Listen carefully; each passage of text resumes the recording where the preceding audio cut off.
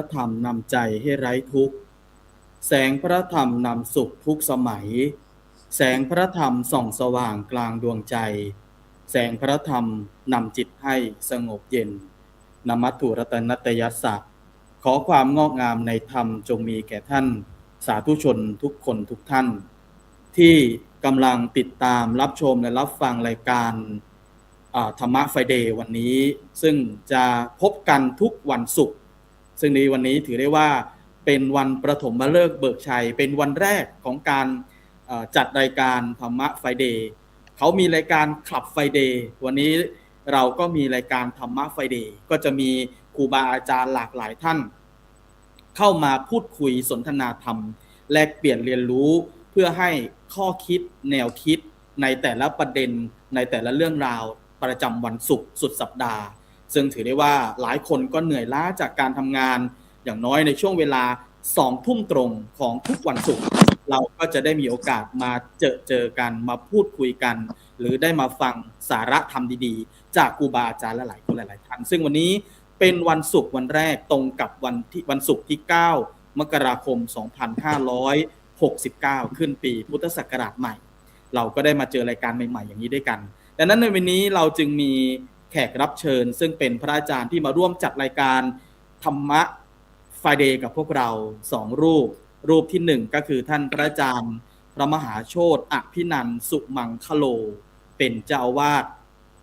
วัดบางลำพูใต้ที่อำเภอบางมูลนาคจังหวัดพิจิตรตอนนี้พระอาจารย์ก็อยู่ในห้องกับพวกเราอีกรูปหนึ่งนั่นก็คือท่านพระอาจารย์พระประหลัดปรีชาวุฒิศาสตร์วุฒิโก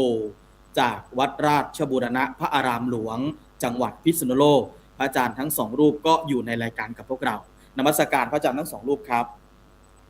ครับเปิดไมค์ด้วยนะครับพระอาจารย์ครับวันนี้เราก็เป็นวันศุกร์แบบสบายๆกับธรรมะไฟเดย์พระอาจารย์ครับวันนี้จึงอยากจะเขาบอกว่าวันนี้เป็นวันที่9เป็นวัน9แรกของปีหลายคนก็จะอาศัยวันที่9นี้เนี่ยพยายามไปทำสิ่งที่ดีงามให้เกิดขึ้นเพราะมองว่านี่คือวันแรกหรือ9แรกของปีใหม่เป็นเดือนแรกนะฮะบางคนก็อยากให้ตัวเองก้าวพ้นอุปสรรคก้าวผ่านความจนก้าวไปสู่ความมั่นคงหรือก้าวไปสู่ความรุ่งเรืองหรือก้าวพ้นอุปสรรคพยันตรายต่างๆดังนั้นคนไทยส่วนใหญ่ก็จะนับถือว่าวันที่9นี่เป็นวันมงคลวันนี้เป็นวันศุกร์ด้วยแล้วก็เป็นวันที่9ด้วยดังนั้นวันนี้จึงจะได้หยิบยกสาระธรรมหรือว่าข้อคิดจากวันที่9ในหัวข้อวันนี้ที่เราจะมาพูดคุยกันก็คือ9แรกของปี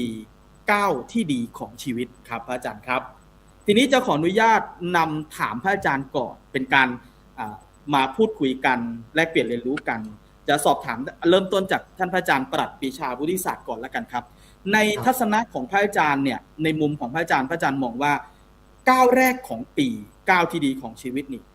ถ้าหากจะแนะนำญาติโยมสารธรรมต่างๆการที่จะใช้ชีวิตใน9แรกของปีให้ดีควรจะต้องยึดถือหรือควรปฏิบัติอย่างไรบ้างครับอาจารย์ครับนิมนต์ครับผมจริงๆในเรื่องของความเชื่อของคนก็คือความเชื่อของคนไทยเราเนี่ยจะเชื่อในเรื่องของในจำนวนของตัวเลข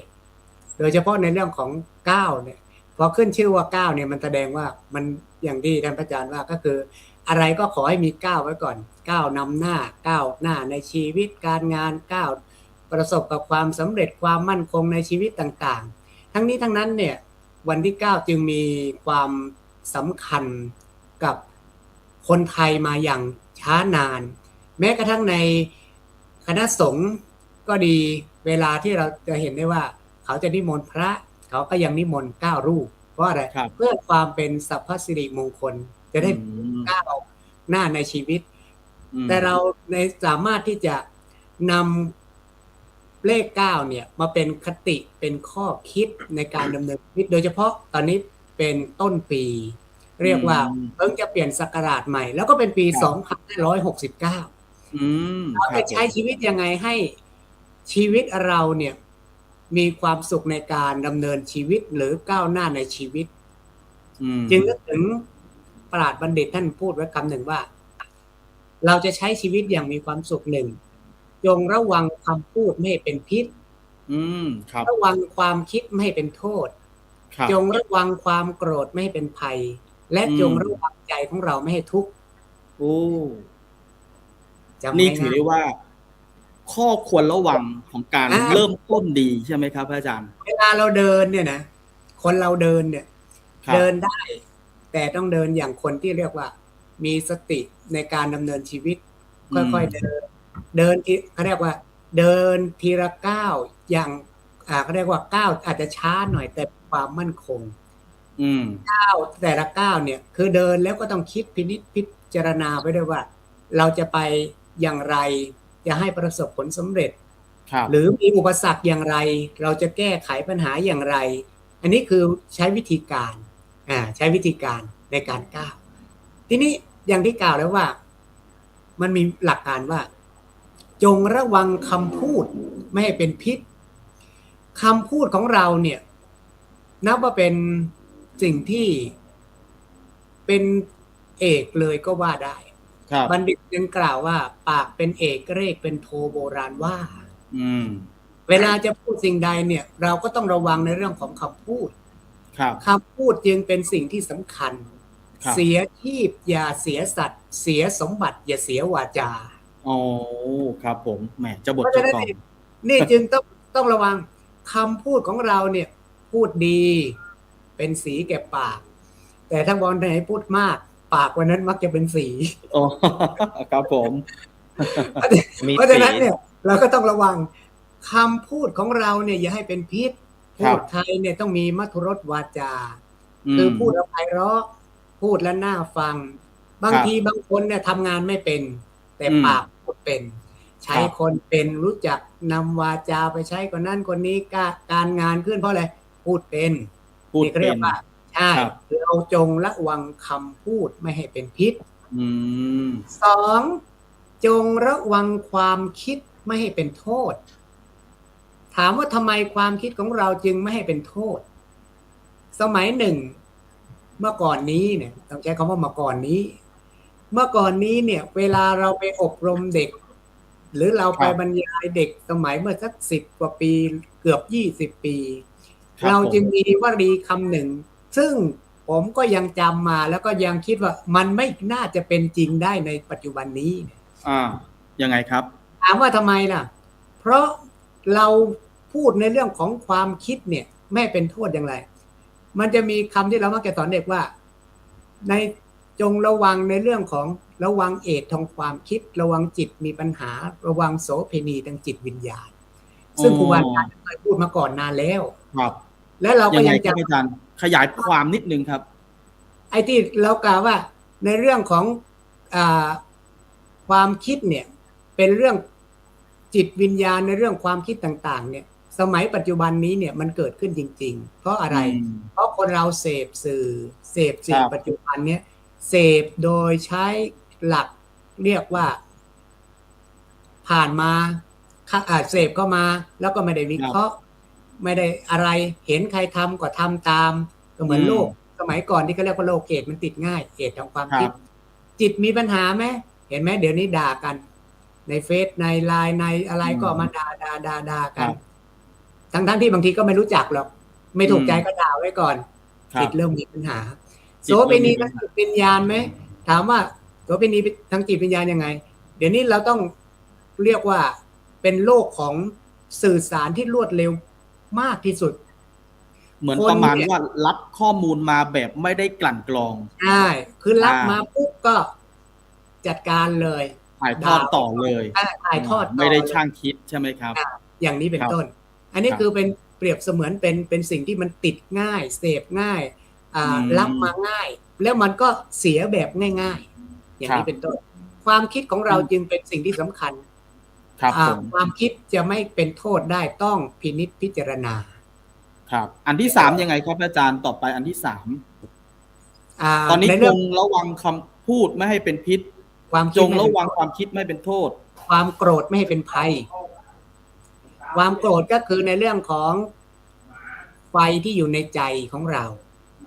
ความโกรธเปรียบเสมือนสิ่งที่มันสุมใจด้วยสุมร่างกายของเรา มันจะเกิดจากใจของเราก่อนถ้าเกิดใจมันเผาไหม้ในใจแล้วมันก็จะออกผลักออกมาภายนอก ความโกรธเปรียบเสมือนกับไฟที่มันคอยเผาไหม้ถ้าเราระวังเราระวังได้ ตลอดระยะเวลาที่เราเดินหน้าในกิจการงานต่างๆมันก็จะไม่เป็นโทษไม่เป็นภัยแล้วก็จะประสบผลสำเร็จ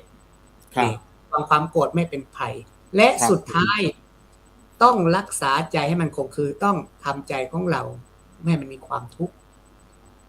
ถามว่าทำไมต้องทำใจมโนปุพังเข้ามาธรรมามโนเศรษฐามโนมยา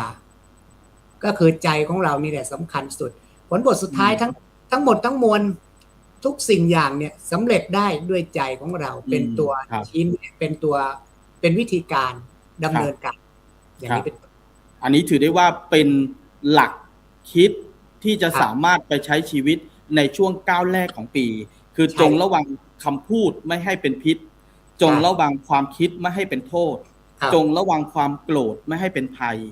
และก็ต้องรักษาใจไม่ให้เป็นทุกข์อันนี้ก็ถือได้ว่าเป็นข้อคิดดีๆจากท่านพระอาจารย์พระประหลัดปรีชาวุฒิศักดิ์วุฒิโกนะครับต่อไปเป็นท่านอาจารย์พระมหาโชติบ้างว่าถ้าในมุมมองของพระอาจารย์นี่ก้าวแรกของปีครับอาจารย์ควรจะทำอย่างไรเพื่อให้ชีวิตเราดีเป็นก้าวที่ดีของชีวิตครับอาจารย์ครับผมจริงๆถ้าเรามองว่าเลข9อาจจะไม่ได้มองเพียงเพราะเป็นตัวเลขครับบางทีเราอาจจะใช้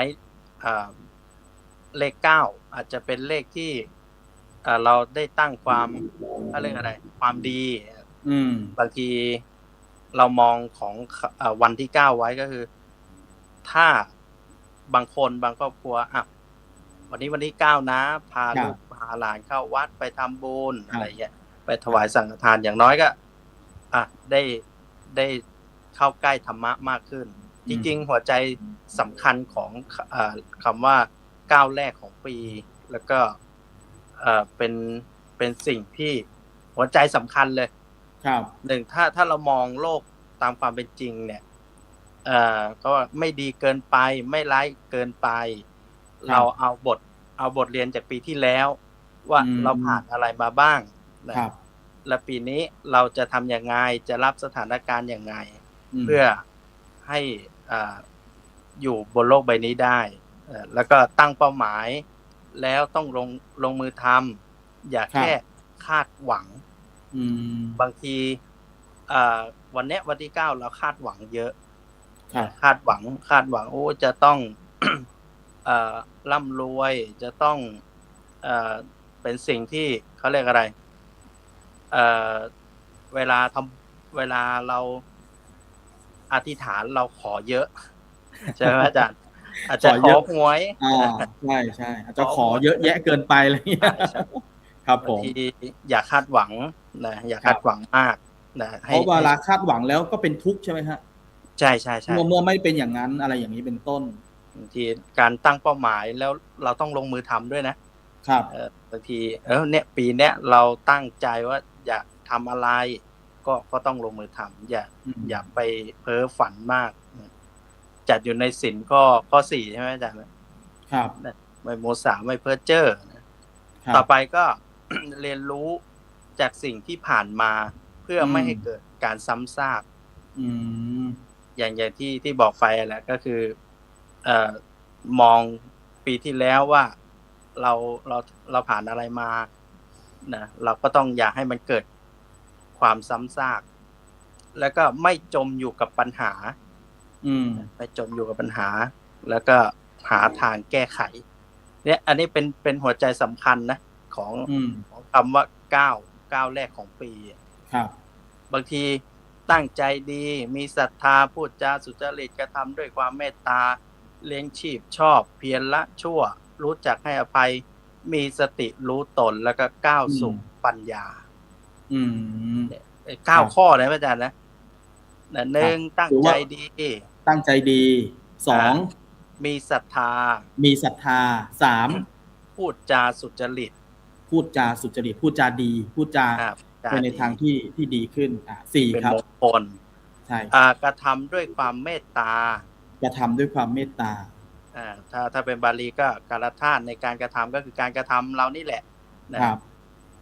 แล้วก็5ก็คือการเลี้ยงชีพชอบการเลี้ยงชีพชอบประพฤติสุจริตทำสัมมาประกอบสัมมาอาชีพไม่เป็นที่เดือดร้อนใครใช่ครับผมแล้วก็6เพียรละชั่วไม่ทำชั่วครับฝึกฝนทำความดี7ก็คือรู้จักให้อภัยกันนี่เป็นเรื่องที่สำคัญเลยครับอาจารย์ถือว่าสังคมไทยเราปัจจุบันนี่โอ้โหปัญหาต่างๆเยอะแยะมากมายสำคัญเนี่ยถ้าเรารู้จักให้อภัยกันเราก็จะไม่เกิดอาชญากรรมหรือเกิดโศกนาฏกรรมต่างๆที่เกิดขึ้นในสังคมเราอันนี้ก็ถือว่าเป็นธรรมะที่ดีก็ต้องปล่อยวางใช่ครับบางสิ่งบางอย่างปีที่แล้วเราเจอปัญหาสังคมรอบตัวบ้างอะไรบ้างเป็นอาจจะทะเลาะเบาะแว้งกันบ้างเราก็ต้องปล่อยวางแล้วต้องมาทบทวนตัวเองว่าไม่ให้เดือดร้อนคนอื่นด้วยนะครับต่อไป8ก็รู้จักมีสติรู้ตนครับมีสติอยู่เสมอรู้ว่าเรากำลังทำอะไรไปไหนคิดอะไรพูดอะไรเนี่ยต้องมีสติครับผมสิ่งสุดท้ายก็คือก้าวสู่ปัญญาใช้สติปัญญาพิจารณาไตร่ตรองเพื่อให้เกิดความเข้าใจในชีวิตนี่9ข้อ9อย่างดีว่าอันนี้คือ9แรกของปีก็ควรจะมีธรรมะ9ข้อนี้เป็นที่เอาไว้สำหรับประพฤติปฏิบัติเพื่อให้ชีวิตรุ่งเรืองขึ้นนอกจากที่เราจะไปกราบไหว้ขอพรสิ่งศักดิ์สิทธิ์ในวันที่เป็นมงคลอย่างนี้แล้วเนี่ยก็ควรจะต้องมีธรรมะ9ข้อนี้ด้วยเพื่อที่จะได้สามารถให้ชีวิตตนเองยกระดับชีวิตตัวเองให้สูงขึ้นอันนี้ก็ถือได้ว่าเป็นธรรมะหรือเป็นข้อคิดจากท่านอาจารย์พระมหาโชติอภินันท์สุมังคโรเจ้าวาดวัดบางลำพูใต้ที่ได้ให้แนวคิดว่าจริงๆแล้วเราก็ควรจะต้องเริ่มต้นด้วยการที่เอาบทเรียนจากปีที่แล้วนะฮะมาเป็นบทเรียนแล้วก็ก้าวผ่านไม่จมอยู่กับปัญหาไม่จมอยู่กับอดีตเพื่อสามารถที่จะก้าวข้ามผ่านไปได้อันนี้ก็ถือได้ว่าเป็นเขาเรียกว่าการที่จะมีสเต็ปของการใช้ชีวิตในการก้าวย่างอย่างมั่นคงนั่นเองทีนี้ครับเรียกว่าหัวใจสำคัญเลยก็ว่าได้หัวใจสำคัญอย่างน้อย9ข้อนี้สมมติเราอาจจะมีธรรมะเยอะมีเมตตาพรหมวิหาร4หรืออริยสัจ4อะไรที่เราศึกษามาอันนี้เราย่อลงมาแล้วเหลือ9อย่างน้อยเป็น9อย่างที่ดีครับได้อันนี้ก็ถือได้ว่าเป็นข้อคิดเป็นแนวคิดที่จะสามารถให้กับทุกคนนี่สามารถเอาไปใช้ในชีวิตประจำวันได้ทีนี้ถ้ามาถามในมุมของท่านพระอาจารย์พระประหลัดปรีชาวุฒิศาสตร์บ้างเหรอครับว่าในมุมของพระอาจารย์นี่อย่างในแนวความเชื่อของเลข9แล้วการเข้าไปสู่เขาเรียกว่าการใช้ชีวิตให้ดียิ่งขึ้นเนี่ยในมุมของพระอาจารย์มองว่าความสำคัญอีกอย่างหนึ่งของการดำเนินชีวิตเนี่ยถ้าเปรียบเทียบจากปัญหาในยุคปัจจุบันอะไรต่างๆแล้วนี่เราจะสามารถเอาหลักการของวันที่9ของการเริ่มต้นที่หลายๆคนเนี่ยอาจจะใช้วันนี้ผมไปหน้าวิหารหลวงพ่อวิชินราชมาโอ้ยโยมมาไหว้หลวงพ่อทั้งที่จริงๆวันนี้ก็ไม่ใช่วันหยุดอะไรอย่างเงี้ยแต่ก็มากันเพราะว่ามองว่าวันนี้คือเป็นวันเริ่มต้นที่ดีอย่างเงี้ยนะครับถ้าในมุมพระอาจารย์แล้วนี่มองว่าจากปัญหาต่างๆมากมายในสังคมเนี่ยเราจะเริ่มต้นที่ดีโดยการที่เอาก้าวแรกของปีอย่างเนี้ยมาปรับใช้อย่างไรได้บ้างครับอาจารย์จริงๆแล้วเนี่ย ในเรื่องของวันที่9เนี่ยถ้าเรามองในเรื่องของความเชื่อกับการดำเนินชีวิตคือการดำเนินชีวิตจริงๆของทุกๆคนเนี่ยมันจะมีวิถีก็คือวิธีการในการดำเนินชีวิตแน่นอนว่าทุกคนล้วนมีปัญหามีอุปสรรคแต่ปัญหาและอุปสรรคของทุกคนเนี่ยเราก็มักจะคิดว่าทำไมปัญหาและอุปสรรคถึงมาอยู่กับเราไม่ไปอยู่กับคนอื่นบ้างแต่บางทีบางครั้งเราก็ลืมนึกว่าที่เขาไม่ได้พูดปัญหาอุปสรรคให้เราฟังเนี่ยมันก็อาจจะเป็นวิธีการหนึ่งก็คือการที่เขาสามารถที่จะเขาเรียกว่าอะไร แต่ภาษาอังกฤษเขาเรียกว่า cleaning ครับ clean สามารถ clean ตัวเองได้แต่ในพระพุทธศาสนาของเราก็คือสามารถที่จะลบล้างหรือทำวิธีการเหล่านี้เนี่ยให้มันให้ไม่ใช่มันหายแต่ว่าให้มันดีขึ้นได้ตนเองครับการรักษาใจของเราเนี่ยให้มันฟื้นกลับขึ้นมาได้ด้วยตนเองฉะนั้นเนี่ยการจะใช้เลข9ไปพร้อมกับความเชื่อเราก็เชื่อนะเราเชื่อว่าเมื่อมีเลข9มันก็ย่อมจะดีกว่าเดิมครับคนไทยเราจะมองเลข9แต่ถ้าเป็นคนจีนเนี่ยจะมองเป็นเลข8ใช่ไหมอาจารย์ถ้าเป็นเลขมงคลใช่ไหมครับมันไม่เขาเรียกว่ามันไม่มีที่สิ้นสุดแต่สำหรับ9เราเนี่ยมันอยู่ในอะไรก็ดีอยู่ในทะเบียนบ้านบ้านเลขที่ลงด้วย999ดีทะเบียนรถอะไรเงี้ยเนาะอยู่ในทะเบียนรถดีครับอยู่ในเลขอยู่ในอะไรโทรศัพท์ดีอยู่ในบัตรประชาชนดีทั้งนี้ทั้งนั้นเนี่ยมันก็ต้องหยุดที่ว่าเราจะก้าวเหมือนกับเลขหรือเปล่าเราเนี่ยจะก้าวเหมือนกับเลขหรือเปล่าเวลาคนเรามีปัญหาเราก็นึกเนี่ยไม่ใช่นึกอะไรนึกหาคนช่วยก่อนครับแต่แท้ที่จริงแล้วเนี่ยคนที่ช่วยเราได้ดีที่สุดคือตัวของเราเองนะแปลว่าจริงๆแล้วคนที่จะอยู่กับเราไปตลอดหรือคนที่จะสามารถช่วยเราได้คือตัวเราเองตัวของเราที่บอกว่าเราเนี่ยไม่มีใครช่วยเราเนี่ยนะได้ดีที่สุดนอกจากตัวของเราเพราะอะไรเพราะคนที่จะรู้นิสัยอุปนิสัยใจคอที่ดีที่สุดก็คือตัวเราคนที่รู้ปัญหาอุปสรรคที่ดีที่สุดก็คือตัวของเราบางทีบางครั้งเรามักจะไปพึ่งสิ่งนั้นพึ่งสิ่งนี้พึ่งสิ่งโน้นพึ่งเวทมนต์คาถาหมอผียาเสกยาทาอะไรก็ตามทีแต่ผลบทสุดท้ายเนี่ยเราต้องพึ่งตัวเองครับถามว่าทำไมเชื่อคำพระพุทธเจ้านะพระพุทธเจ้าตรัสคำหนึ่งว่าอัคขาตาโรตถาคตาพระพุทธเจ้าเป็นผู้ชี้บอกวิธีการพระพุทธเจ้าไม่ได้สั่งนะครับไม่ได้ห้ามท่านไม่ได้ว่าต้องทำอย่างนี้อันนี้ไม่ผิดอันนี้ท่านถ้าเกิดไม่ทำเนี่ยไม่ถูกไม่ใช่อย่างนั้นแต่ท่านจะยกเหตุยกผลให้เราดูว่าสิ่งที่เราเคยกระทำก็คือพระองค์ทำมาแล้วเนี่ยถ้าทำแล้วมันจะผิดอย่างนี้แต่ถ้าเกิดทำอย่างนี้มันจะเป็นวิธีที่ถูกนี่คือพระพุทธเจ้าพระพุทธเจ้าเนี่ยเป็นยอดนักเหตุผลมีเหตุมีผลและก็เป็นเหตุผลที่คนยอมรับเข้าใจง่ายและก็ยอมรับได้มากที่สุดเพราะฉะนั้นเราจะใช้ชีวิตเนี่ยให้สมกับเลข9เมื่อเราประสบปัญหาเจอปัญหา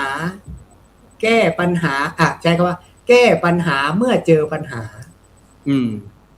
คือเมื่อเราประสบพบปัญหาเนี่ยเราใช้วิธีการแก้ครับแก้อย่างไรแก้โดยวิธีดูที่ว่าไอ้ปัญหาที่เราประสบพบเจอเนี่ยมันเกิดจากอะไรเรายังไม่ต้องไปนึกถึงสิ่งใดเราแก้ค่อยๆแก้ก่อนลองแก้เองดูก่อนค่อยๆแก้พอแก้เสร็จปุ๊บถ้ามันแก้ไม่ได้หาวิธีการก็คือใครจะช่วยได้บ้างไม่ใช่ไปเจอคนที่พอเจอปัญหาปุ๊บเอาไฟสุมเราไม่ใช่นะไปเลยสุมเลยไม่เลยทีนี้ไม่เลยคือไม่ใช่ไม่เป็นไรนะไม่ไปเลยไม่ไปเลยก็คือแก้ไม่ออกทีนี้เราเจอปัญหาและเราก็แก้ปัญหาคือเมื่อเจอเมื่อไหร่เราก็แก้มานั้นแล้วเราก็ยังไม่ต้องไปตีโพยตีพายไม่ต้องหาเขาเรียกว่าโทษคนนั้นโทษคนนี้มีโอกาสเราเนี่ยผมได้มีโอกาสได้ไปเทศในหลายๆที่ครับล่าสุดก็ไปเจอโยมท่านหนึ่งถามท่านถามครอบครัวเขาว่าโยมเนี่ยเขาเป็นอะไรมีการเป็นเพราะอะไรเขาได้ตายนะตายก่อนตายเขาก็บอกว่าเขาแก้ปัญหาตัวเองไม่ได้เขาก็เลยตัดปากตัวเองครับ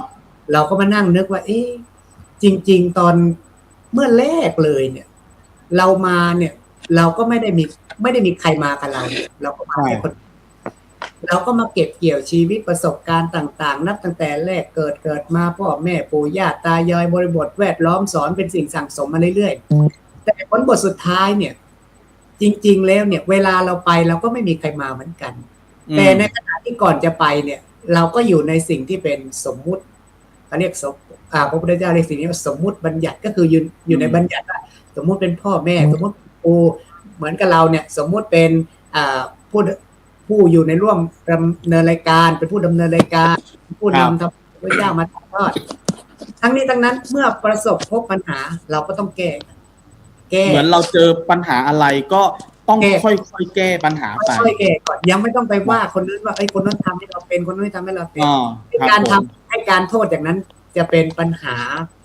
ยิ่งขึ้นไปเพราะเรายังไม่ตัดแก้มันก็กลายเป็นปัญหาเพิ่มผลสุดท้ายเราก็จะบอกว่าเราเนี่ยไม่ใช่เป็นคนทำนะแต่คนนั้นมันเป็นคนทำอย่างนี้เป็นต้นเพราะฉะนั้นจะใช้ชีวิตให้มีความสุขเหมือนกับเลข9ที่9มาและ9ใน9ต่อไปอย่างมีความสุขเราก็ต้องนำเลข9เนี่ยมาเป็นเปรียบเสมือนเป็นสัญลักษณ์ว่าตราบใดเมื่อเราเจอปัญหาเราจะก้าวต่ออย่างช้าๆอย่างคนมีสติก้าวอย่างคนมีวิธีการก้าวอย่างคนมีโยนิโสมนสิการคือพิจารณาทุกเรื่องอย่างแยบคายและเราจะมีสุขครับอันนี้ถือได้ว่าเป็นก้าวสำคัญของชีวิตหรือเป็นโดยใช้เลข9ที่เรามีความเชื่อกันนี่แหละว่า9เนี่ยตัวเลข9เนี่ยเป็นตัวเลขมงคลมีความหมายที่ดีในตัวของมันเองใช่ไหมครับไม่ว่าจะเป็นทะเบียนรถทะเบียนบ้านเบอร์มือถือเบอร์อะไรต่างๆที่เกี่ยวกับตัวเลขเนี่ยอะไรที่ลงด้วยเลข9ย่อมมีความสำคัญหรือว่ามีคุณค่าในทางจิตใจทั้งที่จริงๆมันก็คือตัวเลขแต่มันมีนัยยะสำคัญที่มันเป็นนัยยะเพียงแค่ให้อะไรเขาเรียกอะไรนะสร้างแรงผลักดันแต่สมัยปัจจุบันเขาเรียกว่าเป็นพลังบวกเป็นพลังบวกอย่างหนึ่งคือให้เราคิดบวกว่าเมื่อวันนี้เราเดินช้าแต่เราก็เดินถึงเมื่อวันนี้เราเดินช้าเราก็เดินถึงเมื่อวันนี้เราเจอปัญหาวันข้างหน้าเราก็อาจจะประสบผลสำเร็จเราอย่าไปคิดว่าเฮ้ยวันนี้เรามีไม่เหมือนเขาเราประสบปัญหาทำไมเราแก้ไม่ได้ไม่เหมือนเขาบางคนบอกทำไมพูดเหมือนง่ายจริงๆเนี่ยจริงๆทุกสิ่งอย่างในความประสบพบเหตุหรือถ้าเราเรียกว่าความทุกอย่างที่มันเกิดขึ้นที่เป็นความทุกข์เนี่ยความไม่สบายกายความไม่สบายใจเนี่ยสิ่งเหล่านี้เนี่ยบัณฑิตท่านเรียกว่าความสุขคือทุกข์อันละเอียดครับความสุขก็คือทุกข์ที่มันละเอียดถามว่ามันมีทุกข์เจืออยู่ไหมมีแต่เรามองแต่ความสุขบางคนบอกทำไมความสุขมาเร็วจังเลยปีที่แล้ว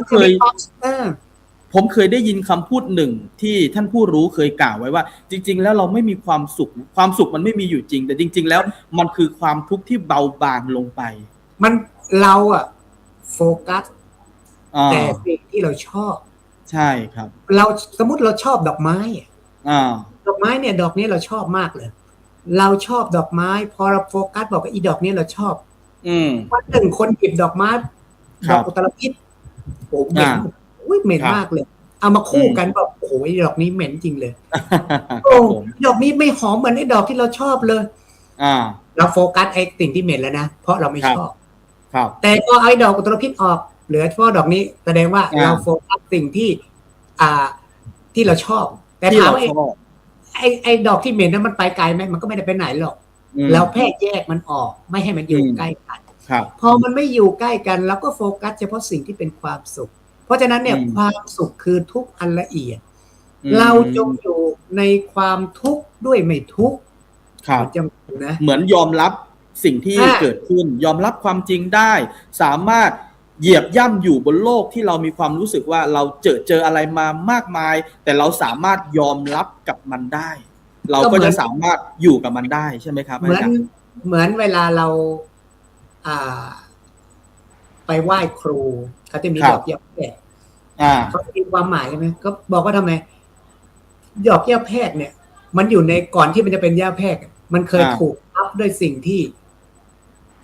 ใช้ไม้ใช้อะไรทับไว้โดนอับแสงตราบเมื่อยกไม้มันออกถามว่าหญ้าแพรกมันตายมันก็ไม่ได้ตาย มันแค่กลายมันแค่ปรับสภาพเป็นอีกสีหนึ่งอีกลักษณะหนึ่งแล้วมันก็กลับมามีความสดใสได้เหมือนเดิมชีวิตคนจะให้มันสุขอยู่ตลอดคนสุขอยู่ตลอดหรือมีแต่ความสุขไม่มีความทุกข์เลยเป็นไปไม่ได้ครับแต่ถ้าเกิดเรามีความทุกข์แต่เราเข้าใจทุกข์คนมีความทุกข์เข้าใจทุกข์จะไม่ทุกข์นะท่านนะครับเวลาเรามีความทุกข์เนี่ยแต่ถ้าเราเข้าใจทุกข์เนี่ยเราจะไม่ทุกข์เราก็มองสิ่งที่มากระทบกับความรู้สึกเราก็มองก่อนมองว่าเหมือนคล้ายๆว่าเราสามารถรับรู้สิ่งที่มากระทบใจใช่ตอนเนี้ยเรามีคนมาพูดให้เราโกรธเรารู้ว่าเราโกรธตอนนี้เรามีคนมาพูดให้เรารู้สึกดีเรารู้สึกดีอย่างนี้ใช่ไหมครับอาจารย์นั่นถือว่าเป็นสิ่งที่เราสามารถมีฟีดแบ็กในการรับรู้สิ่งเหล่านั้นได้ไวเหมือนเวลาเราได้ยินเขาเรียกอะไรได้ยินพระท่านว่าบอกเนี่ยพระอรหันต์เนี่ยเป็นผู้หมดอาสวะกิเลสจริงท่านหมดอาสวะกิเลสเพราะดวงไม่ใช่ร่างกายนะร่างกายทุกคนมันไม่สามารถบังคับได้แต่ปัญญาความรู้สึกนึกคิดของท่านเนี่ยสามารถละดับได้อะไรที่มันเกิดขึ้นถามว่ามันเกิดขึ้นไหมเกิดแต่ว่ามันมีแค่นิดเดียวมันหาเชื้อหาสิ่งที่ไรจะมาทำร้ายในความรู้สึกแต่ไม่ได้มันเหมือนมันเกิดปุ๊บแล้วก็ดับเกิดปุ๊บก็ดับเกิดปุ๊บก็ดับเราก็เหมือนทางอยู่ดับไปใช่เหมือนกับความคิดเราเนี่ยมันเกิดขึ้นแล้วก็ดับไปเหมือนกับไฟเนี่ยไฟจริงๆมันเกิดดับอยู่ตลอดเวลานะเราก็เห็นไฟนีออนน่ะนึกว่ามันไม่ดับแล้วเปิดมันยังไม่ดับจริงๆมันติดดับมันไวมากเราเนี่ยสามารถรับความทุกข์รู้ความทุกข์และเราดับได้วางได้แต่จริงๆเราต้องฝึกก่อนฝึกเข้าใจถ้าวันไหนเราเข้าใจเราก็จะบอกไอ้คนที่จะไม่เข้าใจเราก็จะบอกไอ้นี่มันบ้าเขาทุกข์จะตายทำไมมันไม่ทุกข์แต่แท้จริงเขาไม่ใช่ไม่ทุกข์แต่เขารู้จักวางเป็นเข้าใจวางวิธีการในการดับความทุกข์เหล่านั้นน่ะโดยเฉพาะเป็นปัจเจกบุคคลเป็นของเฉพาะครับอันนี้ถือได้ว่าถ้าเรามองว่าทางโลกเนี่ยการที่เรารักตัวเองเนี่ยไม่ได้หมายความว่าเราจะเก่งที่สุดนะบางอย่างเนี่ยการยอมรับว่าเราไม่ได้เก่งในทุกวันก็ได้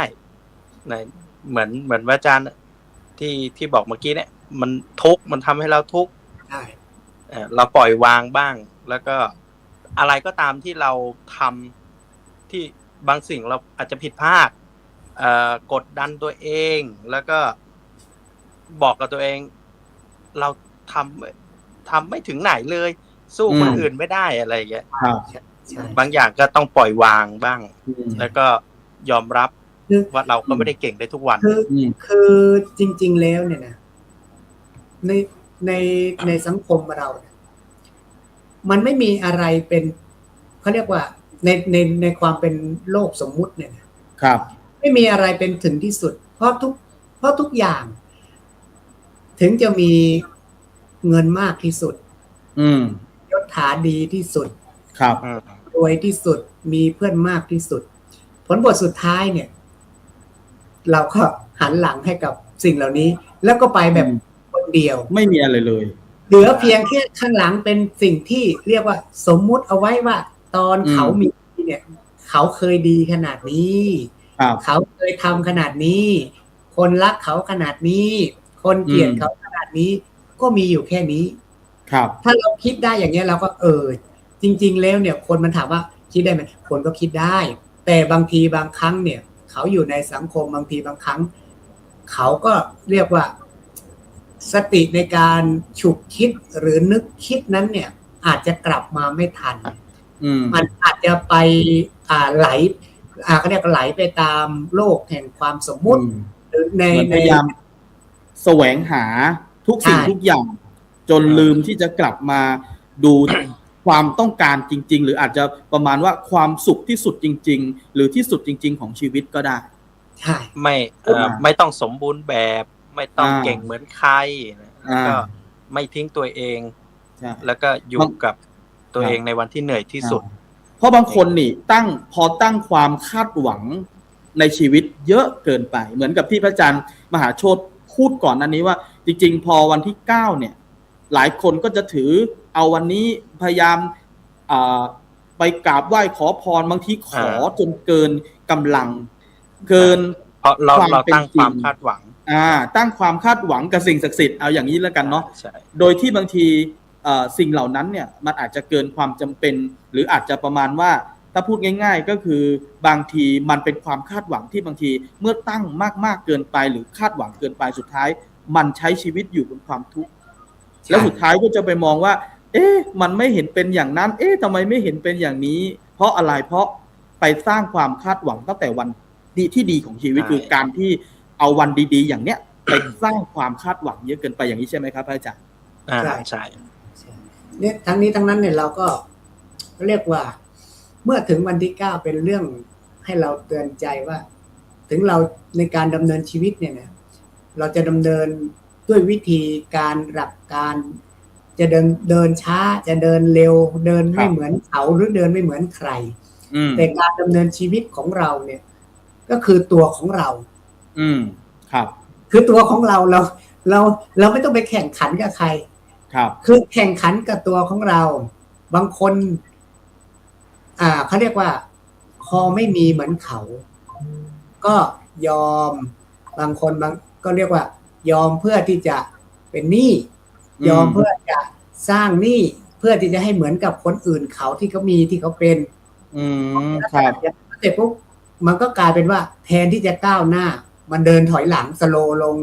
งก็ถอยไปเรื่อยมันไม่ก้าวมันไม่ก้าวแต่เราอยากจะเดินอย่างคนที่อย่างที่อาจารย์มาว่าก็คือเราไม่ต้องเหมือนใครหรอกเป็นตัวของเราเนี่ยดีที่สุดเป็นตัวของเรา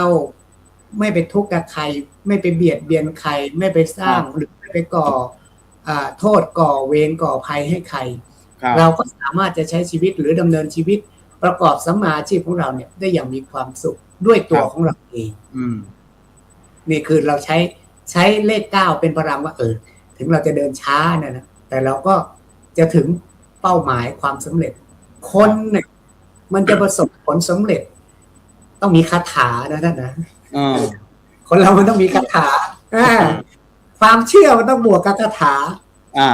เอาสั้นๆเป็นคาถาที่เอาไปใช้ในการดำเนินชีวิตในช่วงวันที่9ของปีท่องปุ๊บนี่นะเป็นไงท่องสำเร็จเอาหัวเป็นประกันครับผมใครทำงานก็กิจการรุ่งเรืองใครเป็นข้าราชการก็เป็นที่รักของผู้บังคับบัญชาสามารถไต่เต้าได้สามารถมีกิจการเขาเรียกว่าขั้นซีเรียกว่ายศก็เลื่อนยศโอเคยศเลื่อนเงินเดือนขึ้นเพราะคาถานี้เลยใช่ไหมครับคาถานี้นะเป็นที่ชอบของคนรอบข้างเป็นที่ชอบของคนรอบข้างคำไม่ยากว่าแค่นี้วิว่าไงริเยนะทุกขะ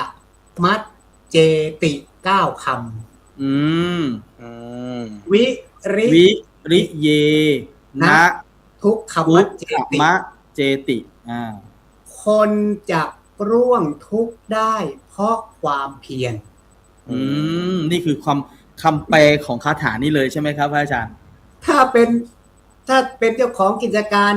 ก็ไม่ตื่นขยันไปดูลูกน้องไม่ไปตรวจงานไม่ไปนะเจ๊งถ้าทำรับราชการเจ้านายสั่งงานกองไว้ก่อนไม่เป็นไรเดี๋ยวนายค่อยเต็มที่หลังไม่เกิน 2-3 เดือนเดี๋ยวเขาก็ไล่ออกถ้าเป็นนักเรียนแม่ขยันอ่านหนังสือเรียนไม่จบเทอมก็สอบตกต้องไปนั่งเรียนมาหรือต้องรี่ของผมก็มีคาถานะอาจารย์นะคาถามีอันนี้ได้คาถา1อันแล้วของพระอาจารย์โชติบางมีคาถาอะไรครับมีอยู่4 คำอย่าทำ นมหก อย่าทำนมหก ให้ความหมายด้วยครับอาจารย์ เขียนเป็นแนวตั้ง อย่าท้อแท้เมื่อพลาดพลั้งทำความหวังขึ้นมาใหม่นมนานสักปานใดหกล้มไปเพียงชั่วคราว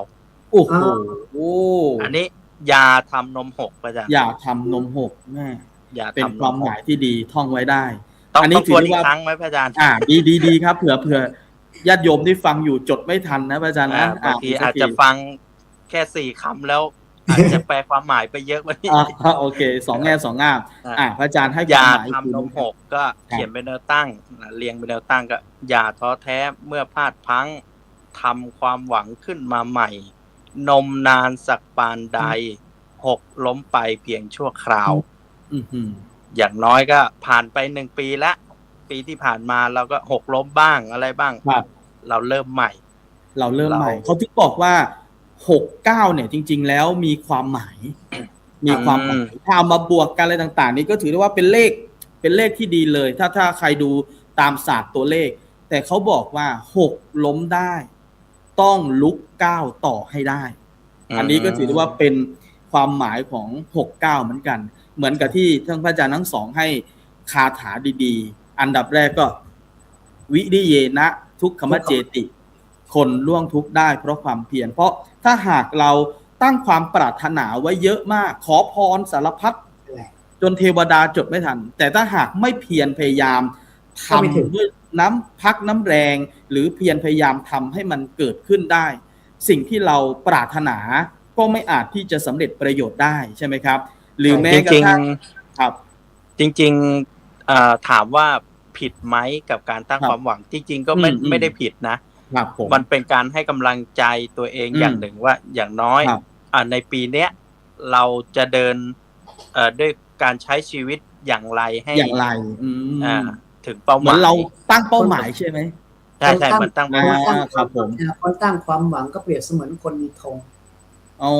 มีธงไว้ในใจเราทำแต่ว่าเราจะไปถึงธงนั้นจะช้าหรือจะไปถึงเร็วไม่เหมือนกันแต่เราติดธงไว้ก่อนว่าถ้าเราอยากจะเดินไปถึงธงเนี่ยบางทีเราอาจจะมีออกซ้ายออกขวาหรือจะไปทางตรงก็แล้วแต่วิธีการของคนไม่เหมือนแต่คนเราจะต้องมีธงสำหรับต้องมีธงในชีวิตในการตั้งเป้าหมายก็คือธงของเรานี่แหละครับผม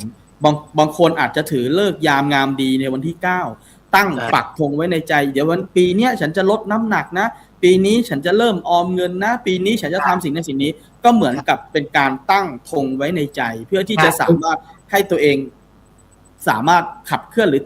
ดำเนินการสิ่งนั้นให้ประสบความสำเร็จได้ก็เรียกว่ามี planning ไม่ใช่แพลน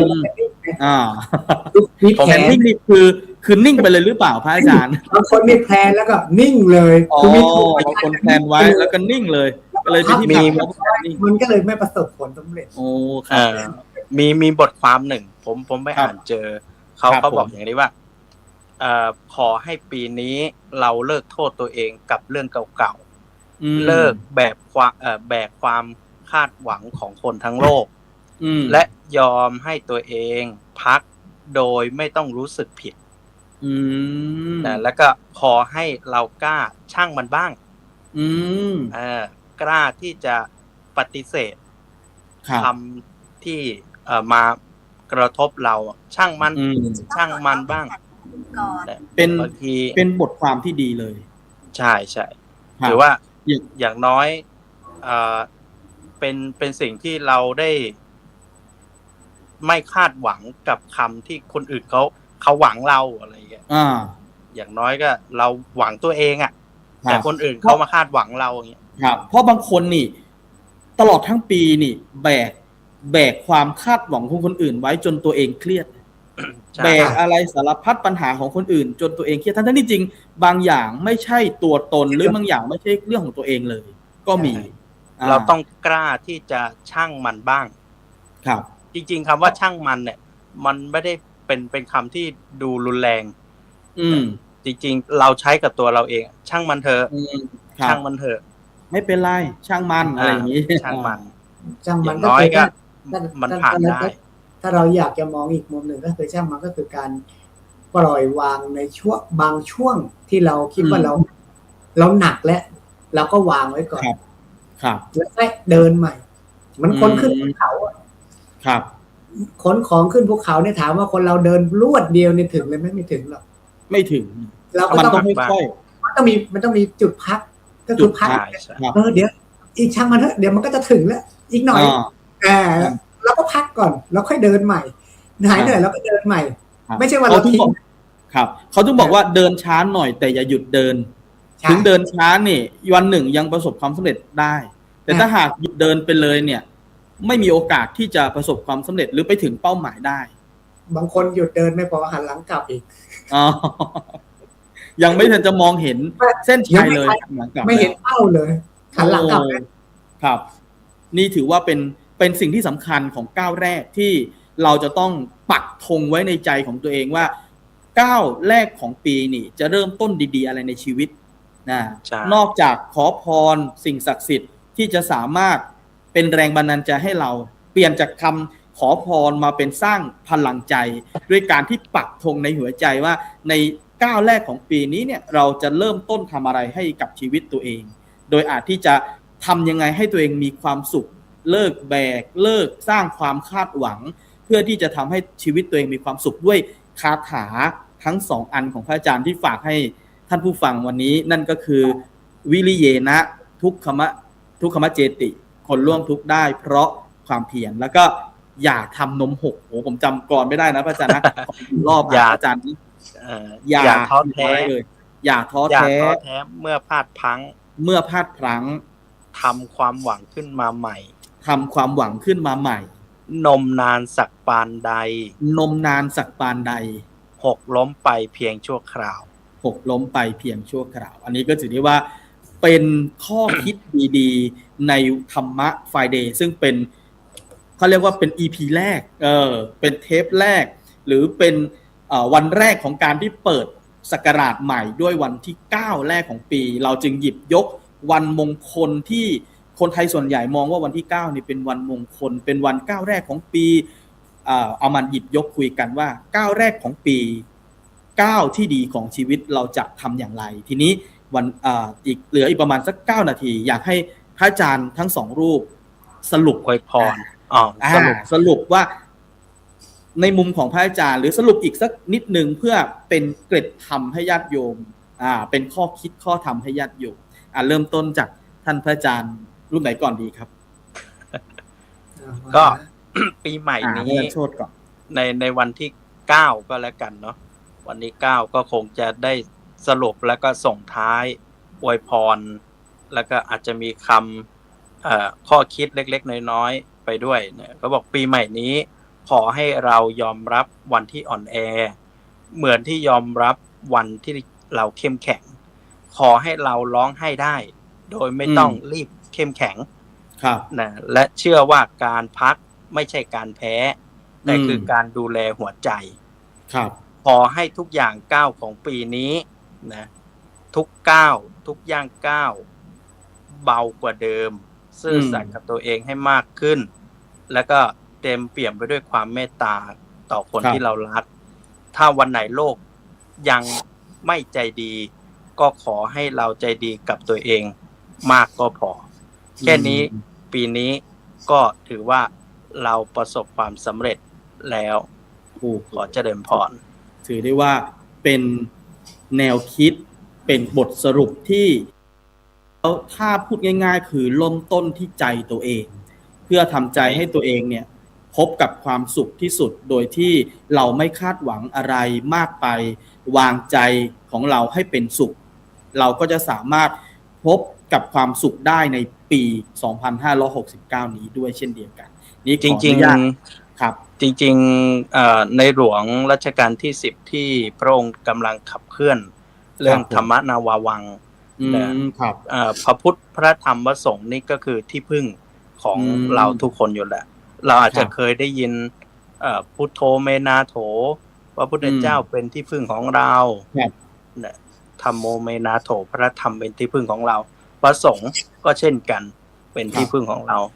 วันที่9อาจจะ นำหลักธรรมแล้วก็เอาพระพุทธพระธรรมพระสงฆ์เป็นที่พึ่งนะถือว่าเราก็เริ่มต้นด้วยหลักธรรมที่ดีครับเอาพระรัตนตรัยไว้ในใจเป็นที่พึ่งเป็นสรณะอันประเสริฐของเรานั่นเองนะครับครับต่อไปขอนิมนต์ท่านพระอาจารย์ประหลัดปรีชาวุฒิศาสตร์ครับผมได้สรุปแนวคิดข้อคิดในก้าวแรกของปีนี้ครับพระอาจารย์ครับก้าวแรกของปีต้องใช้คำว่าวันเวลาวารีที่ล่วงแล้วไม่ผ่านแผ้ววกพรับกลับมาหาควรเร่งรีบทำความเพียรเวียนเวลาในวันนี้ระหนาเยี่ยมลามือวันไหนๆไม่สำคัญเท่ากับวันนี้เป็นวันที่สำคัญกว่าวันไหนมะรืนนี้พรุ่งนี้ดีอย่างไรไม่สำคัญเท่ากับวันนี้ที่เรายังมีโอกาสสร้างคุณงามและความดีเพราะฉะนั้นก้าวแรกของปีขอเป็นก้าวดีที่เราตั้งใจแล้วก็เป็นถึงจะเป็นก้าวแรกของปี2569หรือจะเป็นก้าวแรก2570หรือ71ก็ตามที่จะถึงในอนาคต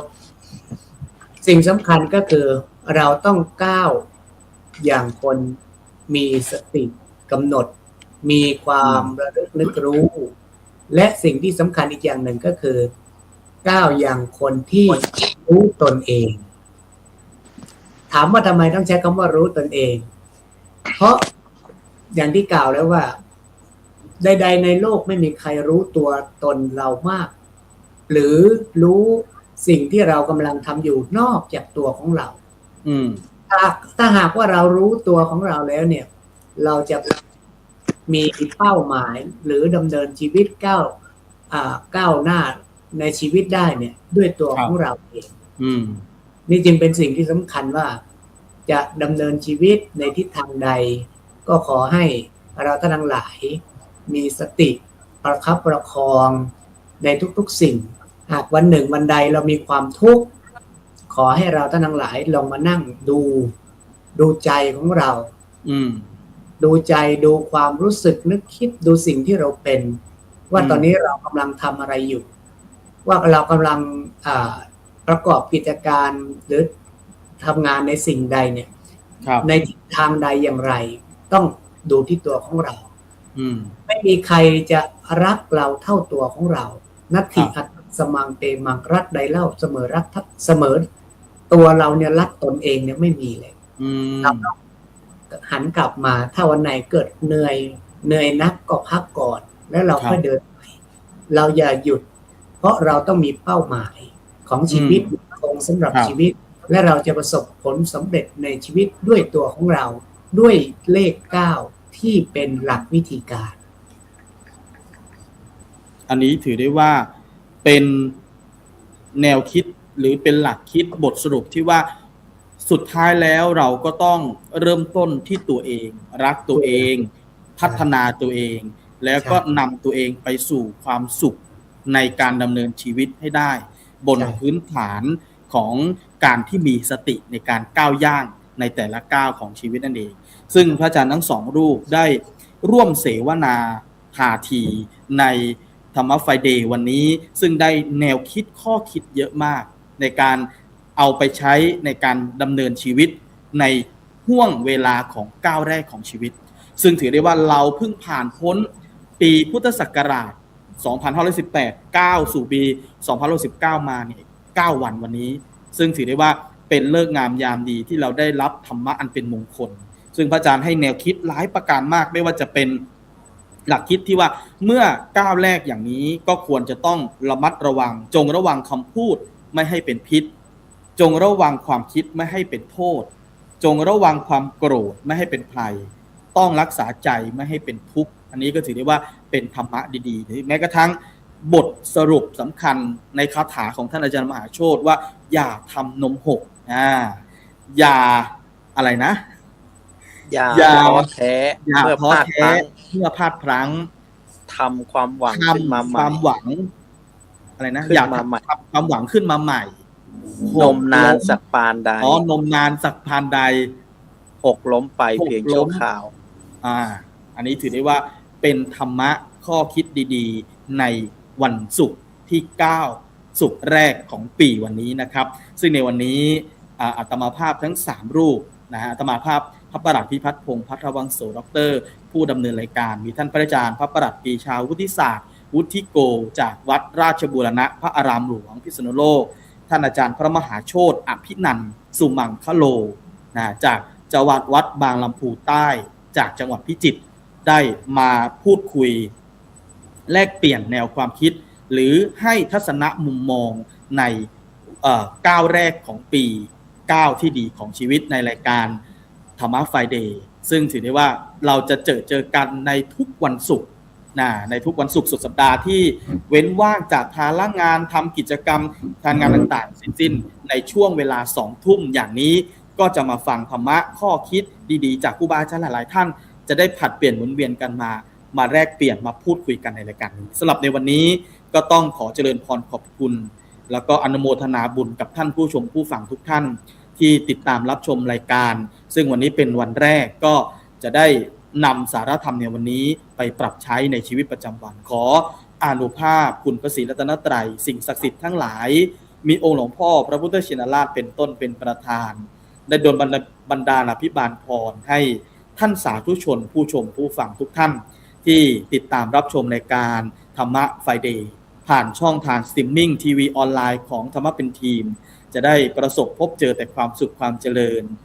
ยิ่งขึ้นไปตลอดทุกทิพย์พาลาตีการเทอญ